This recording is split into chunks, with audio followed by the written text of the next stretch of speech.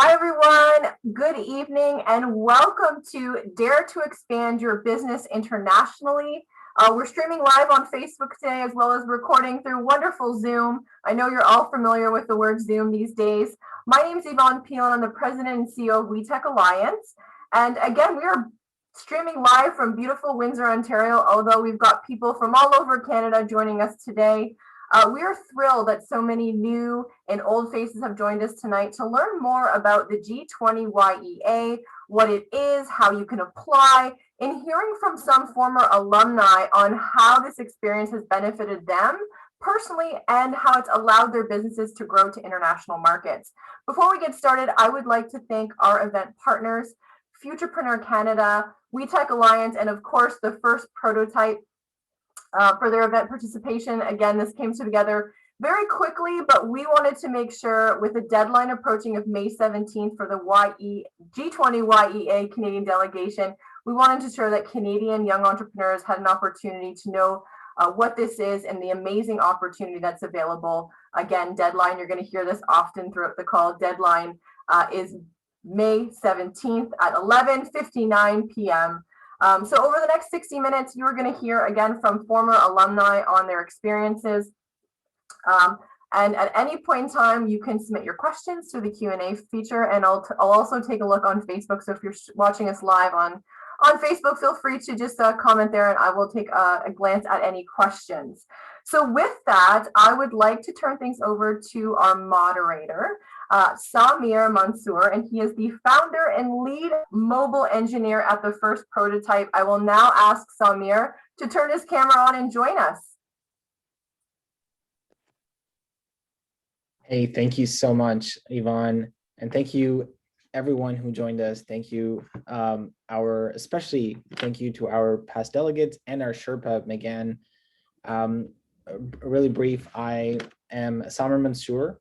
I live in the beautiful Rose City, Windsor, and I was the delegate for 2020. And obviously this experience helped me a lot with my business and personally, and I really appreciate the opportunity that I got. And so I really wanted to share with others, how I felt and motivate others if they are interested in expanding their business to, essentially hear about the opportunity that's out there for them. I would love to, so we're going to start with introductions, and then we'll talk a little bit about G20 YEA, people's personal experiences, the ideal 2021 candidate, and then, what the other delegates, how did it benefit their businesses, and then a little bit of inspiration, and then we'll go into any questions that people may have. So let's start with Hamza. Hamza, could you briefly introduce yourself and your business? And all the panelists, feel free to turn on your cameras while we're doing the introductions. And that's the last, I think, technical component we need to talk about today. Awesome. Thank you, guys. Thank you so much to WEtech, First Prototype Futurpreneur. Thank you guys so much for having me today. It's always, a pleasure to talk and also speak on the, experience at G20. So I guess, is there anything I should talk about in specific, or, should I just get right into it, like what the experience was like for me? So yeah, just briefly about you and your business, what your business is, where do you live? And then, we'll get into questions in a little bit. So just brief introduction. Awesome. Yeah. So my name's Hamza. I'm from Toronto, Ontario. Just a little bit about me. I'm the business development lead and founder of Vimto. My co-founder was also part of the delegation. What we do is we're a SaaS platform. We provide startups with and SMEs with the knowledge and education to actually expedite and take care of the entire sales development process for them so they can focus on their business. Very cool. And next we'll move on to Megane from Belgium, temporarily from Belgium. She's in Canada. And Megane, would you like to introduce yourself a little bit about the key role that you play? Yes, no, thank you. So hi, everybody. My name is Megane Visette, and I'm the G20 YEA Sherpa of the Canadian delegation. My main role at Futurpreneur is actually government relations. So working with building relationship with our provincial and federal government, specifically bilingual or francophone, as you can probably tell from my little accent. But as a G20 YEA Sherpa, That means that I am in charge of stewarding the recruitment of our delegation this year, but also in general, the official Canadian representation at the G20 YEA, as Futurpreneur is the official Canadian member and co-founder of the Alliance since about 2010. So nice to see everybody, and thanks for having me. Thank you, Megane. And Brandon, thank you so much for joining us. Would you like to introduce yourself and your business? Thanks for having me. Yeah, so I'm Brandon. I'm based out of Collingwood, Ontario, formerly Chatham, Ontario, but I am the founder of the Collingwood Foundry, which is a co-working space in downtown Collingwood, and I'm the CEO of Switch Video, which I was representing when I did join the G20 YEA in 2016, where we traveled over to Beijing. Thank you so much. All right, so first thing first, what is G20 YEA, Megane, and what is the role that Futurpreneur plays in the G20 YEA? Yeah, so the G20 YEA, or G20 Young Entrepreneurs Alliance, is one of the many engagement groups that were created on the sideline of the G20 Leaders Summit. So it dates back to about 2008 during a G8 summit, actually in Italy, where a lot of youth entrepreneur or youth entrepreneurship organization kind of were starting to talk about the need to include this demographic or this very important economic development driver into conversations that were pertaining to the G20. So you could say that the G20 YEA is kind of in between the B20, which is the business 20 community, and the Y20, the youth 20, and focuses very largely on the importance of entrepreneurship for young people when it comes to economic development, but also any form of social enhancement, inclusion, sustainability, you name it, really, especially when it comes to the theme this year, still pertaining very much so to COVID-19 recovery, is how can youth entrepreneurship continue to be a driver of prosperity and recovery, especially because so many small businesses have been impacted by COVID-19. But we also wanted to make sure that there was a space for advocating and a space for young entrepreneurs to kind of see where international trade can take them. You know that all of you are on this table. There are many barriers a lot of times to not only just small businesses, but young individuals to partake into the international trade landscape of Canada. And so the G20 YEA, and specifically Futurpreneur's input, is to offer kind of being this door to other opportunities, B2B meetings, but also just being part of a great network of peers alongside with advocating for issues and consulting with different youth from across the G20 countries. That's great. Thank you so much for the rundown. Obviously, there's so much, and it's hard to talk about everything, and you definitely did a great job. Brandon, why did you apply back then in 2016, and what was your experiences pre, during, and post conference?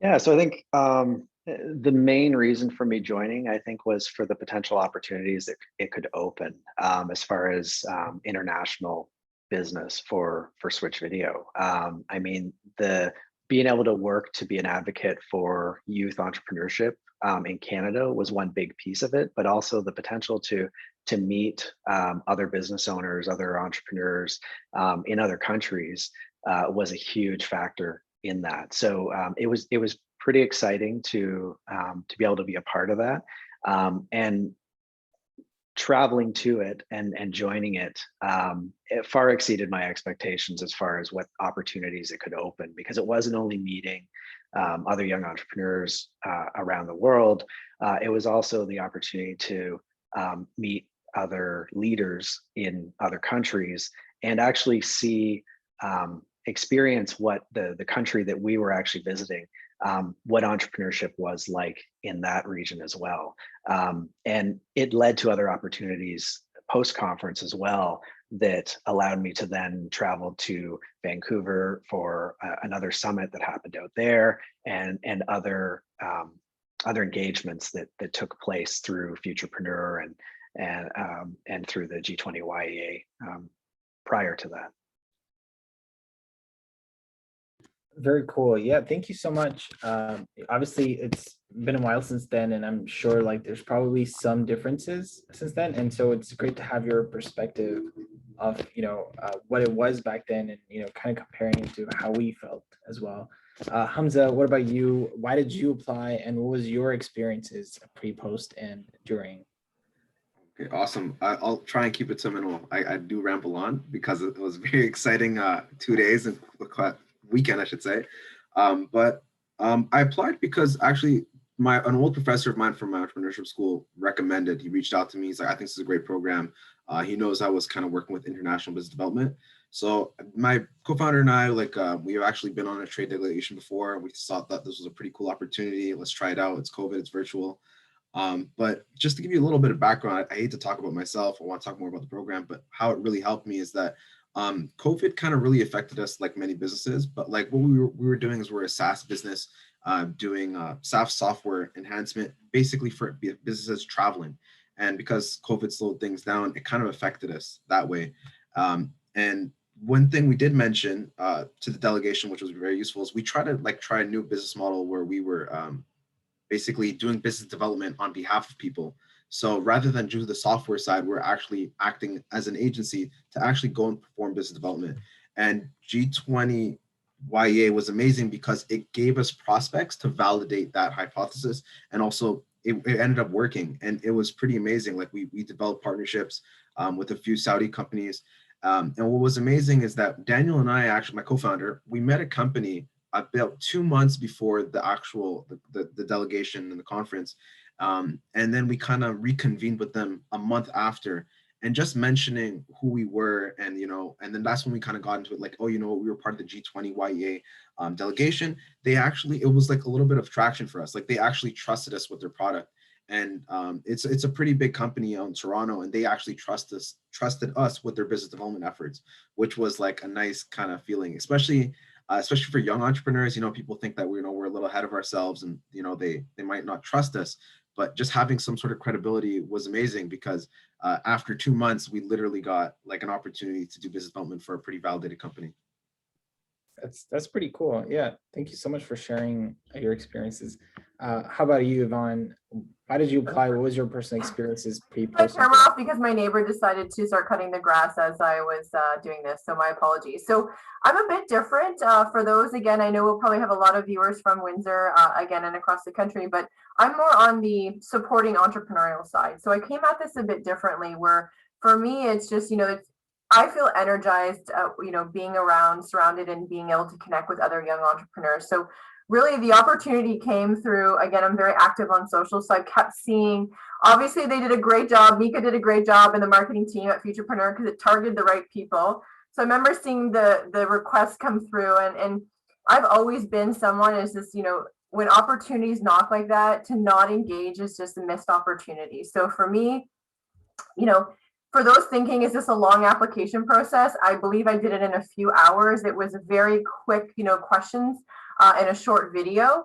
But for me, it was just, the ability to connect with people just like myself who believe in the same thing, who want to make change in the community, whether you're in Windsor or you're in Vancouver or Alberta, wherever you are. Our roots in the why are very similar. So again, for me, it was connecting and also going through that experience, right? So now we're looking at how do we tell our clients just how amazing the trade service organizations are. When you're there, you're meeting with like-minded people, you're learning about different cultures. And Brandon, you had such a different experience. So we went virtually to Riyadh, Saudi Arabia, which was still an amazing experience. But I have to say, if I look at where the session is this year, so I believe it's October 5th to 8th, and it's in Italy, in Rome and Milan. So again, like Hamza said, and Brandon, you get to experience that culture of entrepreneurship. And I think too, to bring that back is so important to each community. So for those of you listening, application is really, again, it's very short and easy. The opportunity is amazing. We just had an alumni event last night. Again, I've met so many great friends, and even yesterday, like just meeting a bunch of new people was just so cool. And Brandon and I actually used to I guess kind of work together when he was in Chatham. And you know, the irony, Saamer, that you and I met without knowing we were from Windsor, both of us. So super great. So Yeah, certainly. Thank you so much, Yvonne. Yeah, like personally, I think it was definitely a great experience. I applied because I started the first prototype and I knew that I had a really good product and I wanted to expand. And you know, I was basically looking for different opportunities, and that's why I applied. And then my experiences, I've had really good experiences. Just being around individuals who are motivated is just so energizing. And then, you know, people who kind of work like you have similar challenges that you guys face, and you know, you guys think differently, you know, like it's like first world problems, and it's like first world problems about entrepreneurship, you know. So like you just understand each other so much better. And so like I'm really glad that I got selected, which is why, you know, I'm really grateful, and I wanted other people to get to experience that as well. Yeah. And then next question to Megane. So Futurpreneur, that's a perfect segue. So Futurpreneur is recruiting for their next delegation of 2021. What's your role in, like, what is your role in the whole process, and what is the role of a delegate? And so, you know, can you provide some more details about that? Yeah, for sure. So my role in the recruitment really is to have some sort of a oversight, right? Like a bit of a perspective of really who to finally put in the selection basket when it comes to going either in person or virtually. We're not sure 100% yet this year. But as a delegate, really the role of the young entrepreneur would be not only to come prepared, you know, to come prepared to this meeting.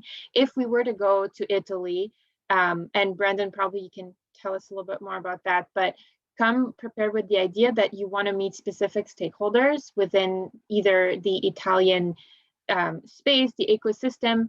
Usually what would happen in person is that we'd be able to go and meet incubators, potential investors, but also connect with Canadian representatives, consular or trade commissioner service in Italy. So as majority of you on this call know, we try to do that virtually. I think we did a pretty good job in trying to enhance a wider connection, so G20 countries wide, rather than necessarily the host country. So that's another great input as a delegate. You can actually explore different markets. And so it's important in your application that you do outline those markets that you're interested in, because should we go forth with a more virtual manner again this year, which we probably will, we'll be able to then mold the program based on the interests and requests of some of our delegates.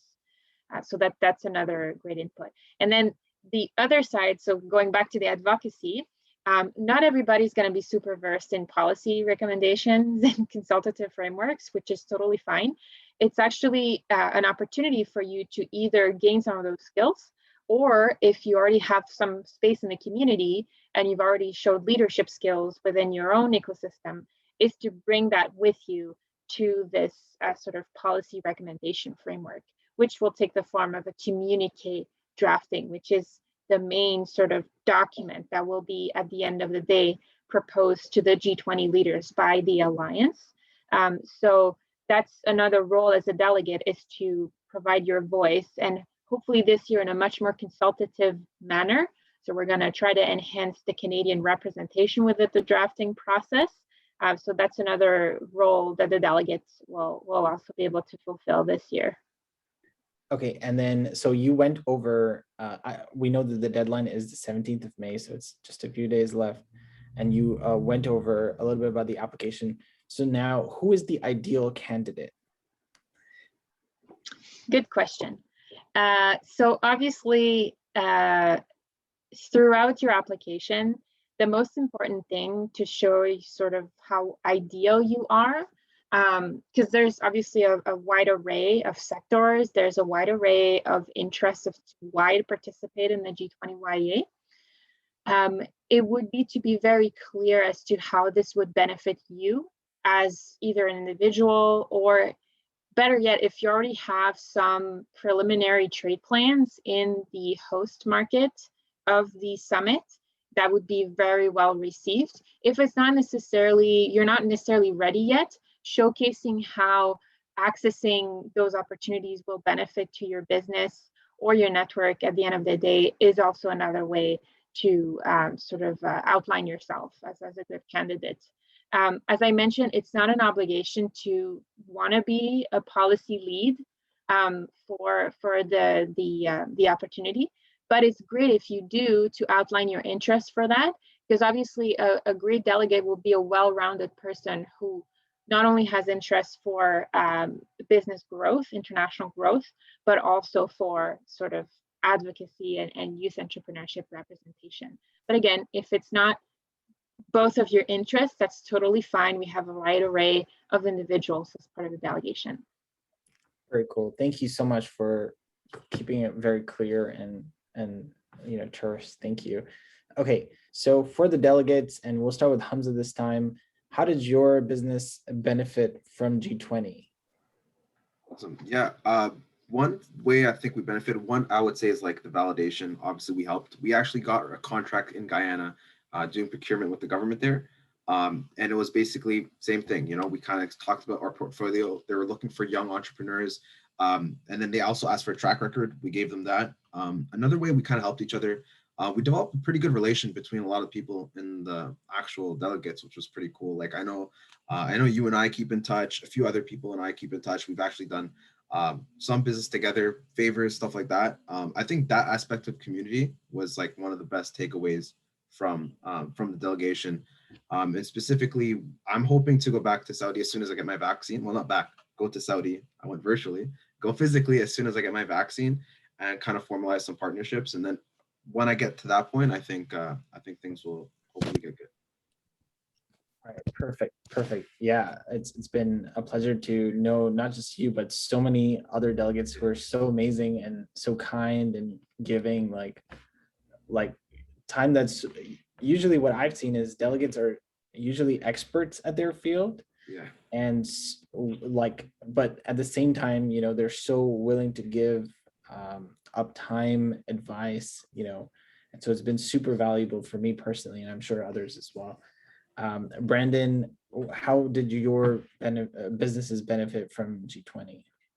Yeah, I mean, to Hamza's point, that was a really nice benefit, not necessarily just from a business growth standpoint, but that connection that I gained through the other Canadian delegates. So not even leaving out the international piece, the connections that were grown through just the Canadian delegates were fantastic, and I actually stay in touch with many of them still, even a few years later.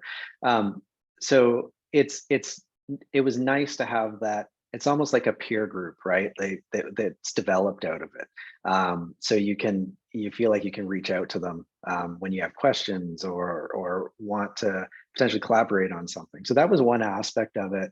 I mean, we definitely did see some business from some of the connections that we made through some of the other delegations as well. I mean, Switch Video has clients in 15 countries now, and we've gained some of that through the connections that were through that. And one of the benefits was we were introduced to people, or we had meetings with people through seminars with the Canadian Chamber of Commerce was one of them. We met with the local consulate as another one. And then we actually toured one of the, so we were in Shanghai and Beijing. We toured one of the incubators there as well. So we actually got to see some pitch sessions from other startups that were in China. So it was, I would say the biggest benefit was not necessarily just the business connections that happened through there, but it was actually the personal connections that we gained through it as well. Very cool. Thank you so much. Yvonne, did you want to go over how I'll you just feel like your business benefited? I'll share briefly again. My perspective is coming from an entrepreneurial support organization. So from my perspective, or from WEtech's perspective, because obviously I represent WEtech in that role, was having experienced all the trade commissioner presentations and the insights they have in terms of these markets. It was so easy, to build those connections with the trade commissioners, but understanding what markets they're looking for what, right? And the trade commissioners do a fantastic job of literally taking something so high level and streaming into like, here's where this market is looking at, here are the opportunities for B2B, B2C, those types of things. So I think those connections and those learnings are super important to bring back.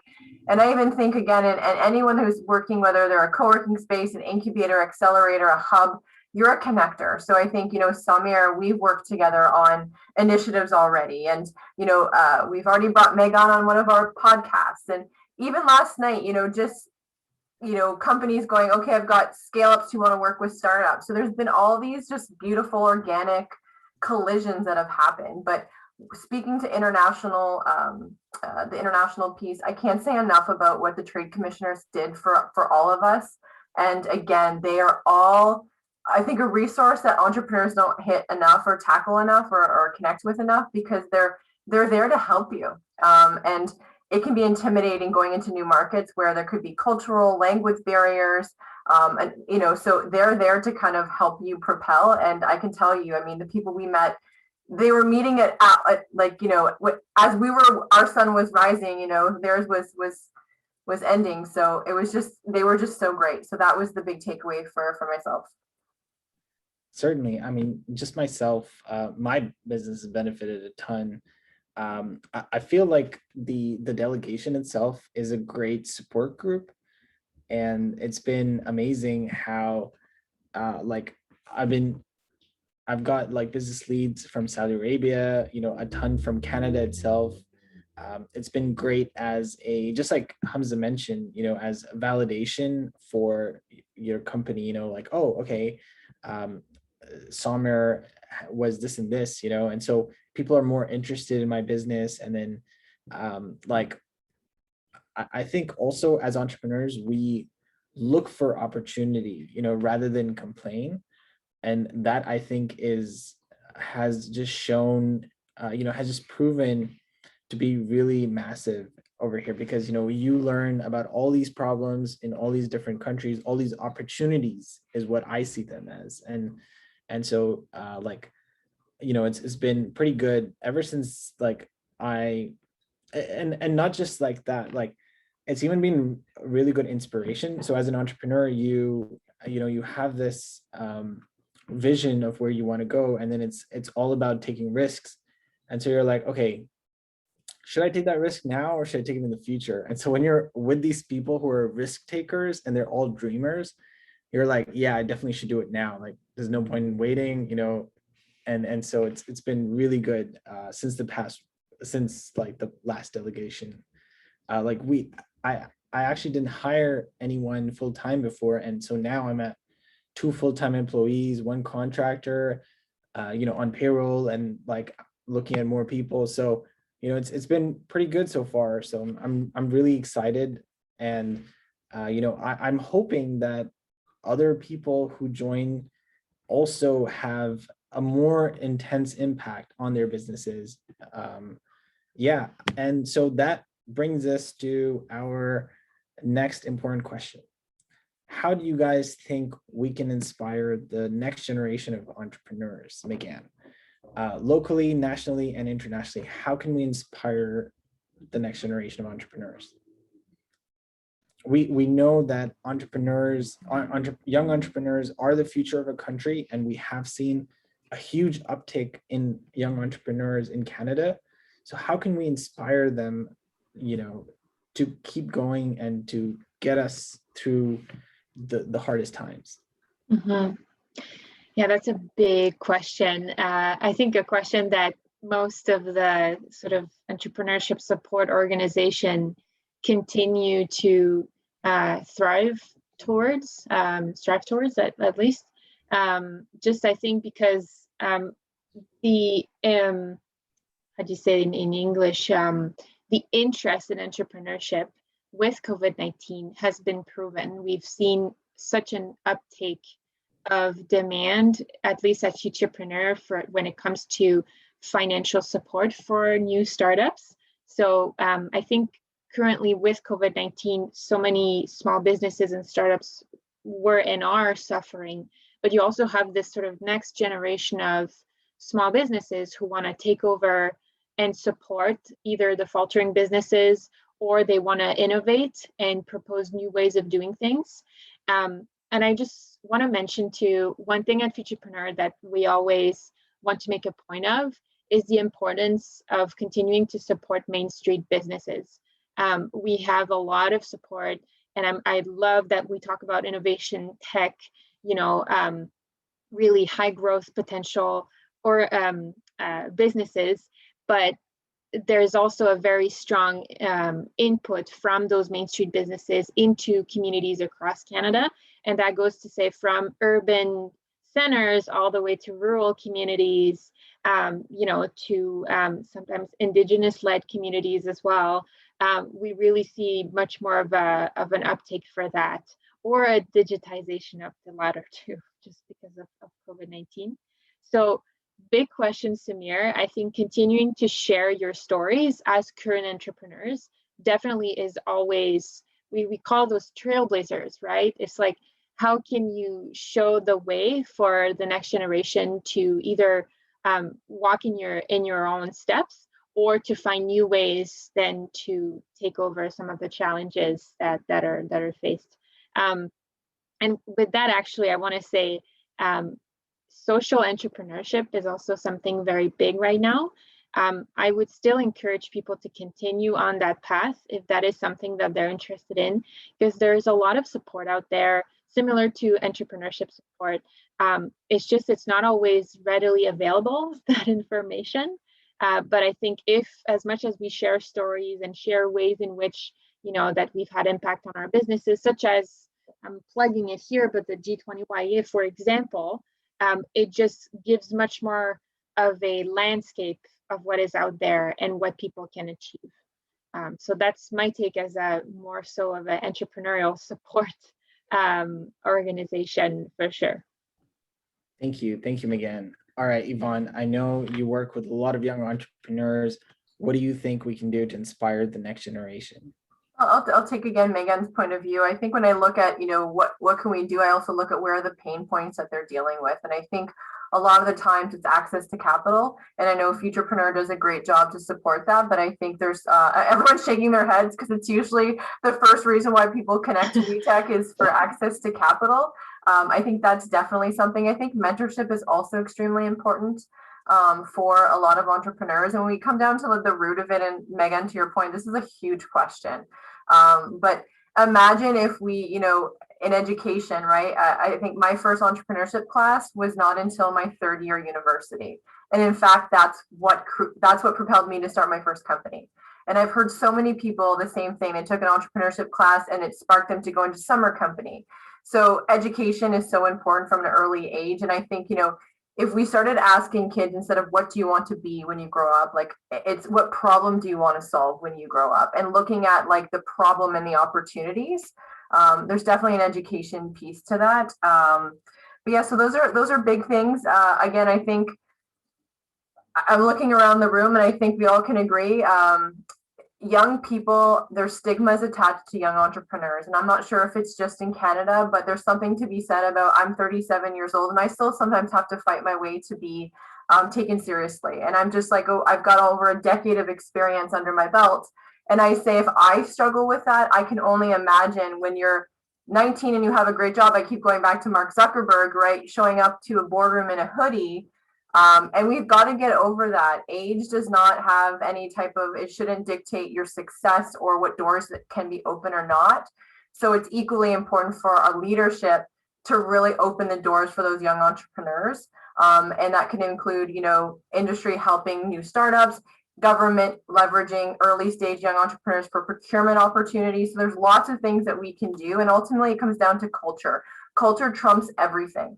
So we've got to build a culture that supports failure. We have to stop thinking that if, every entrepreneur, your best, learnings come from failure. So the more we decide to celebrate failure, I think it helps to shift the culture of entrepreneurship and the fact that it's okay to fail and it's important to take risks. Definitely. No, thank you so much. Great points, Yvonne. Brendan, I know you've do a ton of work looking at, smaller companies, smaller businesses, startups. What do you think we can do to inspire younger entrepreneurs? Yeah, I think, Yvonne and Megane said it pretty well. Two of the key points that I was kind of thinking of was mentorship is a huge piece of it. I think providing that mentorship is a big part, not just the business development mentorship piece, but there's also I would say a mental health and wellness piece that needs to be addressed as well, to help inspire them and get past some of these hurdles of fearing failure. But I think Megane hit the best point, which is I think sharing the stories of existing young entrepreneurs that are doing it, that are succeeding in it. That's probably the best way to inspire somebody, is to share those stories that already exist. And the great thing about young entrepreneurs, I think, is they don't sit around and wait for permission. They just go out and do it anyways. So I'm pretty confident that a lot of them have already found some of that inspiration that they need. Definitely. I mean, I think also, if you think about it though, a lot of people might even feel kind of shy, if they're successful, they just feel like they may not even deserve it sometimes, just because they're younger and they're not like a Fortune 500 company. So yeah, it really, you can be humble, but at the same time, it's a good thing to share your story, because that way you can inspire other people for sure. What about you, Hamza? What do you think we can do to inspire entrepreneurs? Mentorship obviously is one thing I want to say too, but I know we also talked about it, but just I want to highlight the significance of it. I was fortunate, to be honest. I'm very lucky. I got to do what do you call it, a program with the Ryerson DMZ when I was younger in my undergrad, like a fellowship. And honestly, that was a sort of mentorship. I got to work for entrepreneurs for 3 years before I figured out what I wanted to do. And those opportunities, I was lucky to get it, to be honest, but not all those opportunities are open for everyone, but you can get these opportunities elsewhere, like Futurpreneur, like G20 through WE Alliance. We can, there's other avenues. I think we just need to promote it.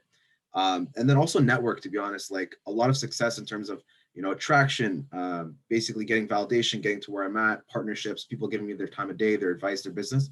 It's honestly a matter of network. As corny as it sounds, it's just, just meeting genuine people like all of us here, meeting people who have the same passion, the same drive. And which was an amazing thing is that I went on 2 delegations, public sector delegations before the whole G20 YEA program. And those were actually in person.